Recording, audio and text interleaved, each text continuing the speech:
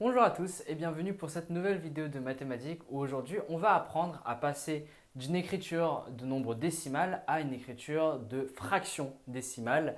J'avais déjà fait une vidéo sur le sujet inverse, donc comment est-ce qu'on passe d'une fraction décimale à cette fois-ci un nombre décimal.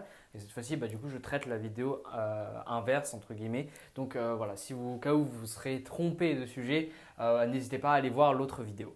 Donc du coup, comment est-ce qu'on fait? Et en fait, ça ne va pas vraiment changer de notre vidéo de la vidéo inverse. Il y aura toujours trois étapes et encore une fois, vous pouvez le faire de manière très très rapide, en moins de 2 secondes pour ceux qui sont très très rapides comme moi par exemple. Donc, alors, la première étape, elle va consister à tout simplement recopier le chiffre en question sans virgule. Ce chiffre-là, il va devenir notre numérateur. Donc, tout d'abord, on va recopier ce chiffre. Voilà.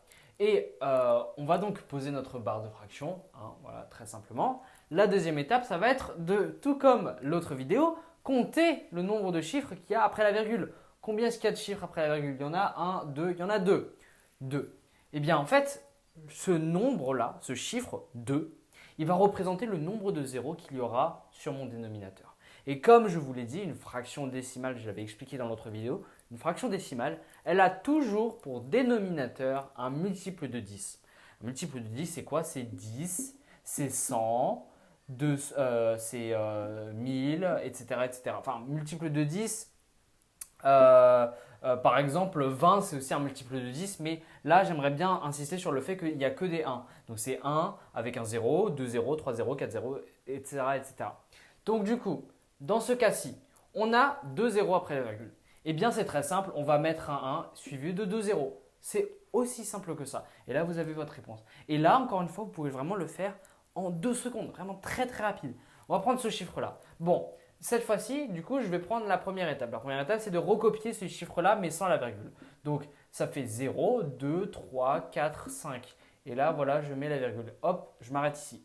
Je m'arrête ici pour ceux qui l'auraient remarqué. Effectivement, on a un petit 0. Un 0 qui, on appelle ça un 0 inutile. Il ne sert à rien. On n'est pas obligé de le mettre. Et au contraire, on doit le retirer quand on est dans cette situation-là. Donc, lorsque vous avez un 0, quelque chose, vous recopiez tout le chiffre, mais vous retirez tout d'abord la virgule, bien sûr, mais vous retirez aussi ce 0-là. Donc, du coup, on a 2345, on compte le nombre de zéros, de nombres après la virgule. 1, 2, 3, 4, il y en a 4, je vais rajouter mon 1 et je mets 4 zéros ici. Et voilà, ça me fait donc 2345 divisé par 10 000. Donc du coup, on passe à la deuxième. Alors, 12, 9, 8, 7, 6, ça me donne donc 129 876 et je compte 1, 2, 3, 4 comme pour l'exemple précédent, ça me donne donc 10 000, donc 1 suivi de 4 zéros. Voilà. Et le quatrième, dernier exemple très très simple, je recopie 5, 4, 3, 2, 1 me donne donc 54 321.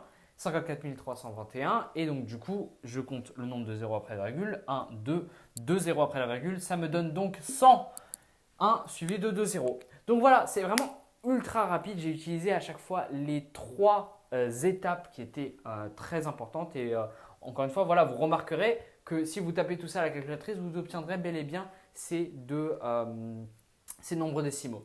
Donc voilà, cette vidéo est terminée.